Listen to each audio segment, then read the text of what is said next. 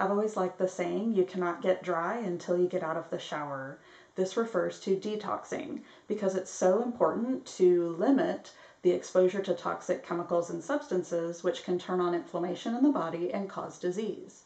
But while people are focused on how to get rid of all these things in the body, what's even more important is to avoid getting exposed to them altogether. So think about what we're putting on and in our body. From the foods we eat, try to eat as organic and grass-fed as you can. Avoid a lot of GMOs, toxic chemicals in processed foods and processed oils.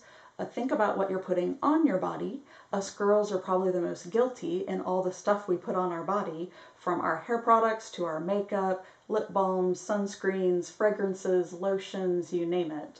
One thing I like to do is get online to the environmental working group called EWG. They have a database on their website where you can punch in your favorite personal care products, and it will list the ingredients from the most safe to the most dangerous. So you can think about what's the safest product to buy, or if you just want to make it yourself. And then think about what you're getting exposed to in the home, from the pesticide guy coming by to lighting candles and fragrances and air fresheners and all the chemicals in the cleaners that we use. So rather than try to get rid of things on the back end and try to fix it, why don't we avoid the exposures altogether? Research shows that clicking the thumbs up and subscribe button will make fingers healthy and strong, and besides, it's free.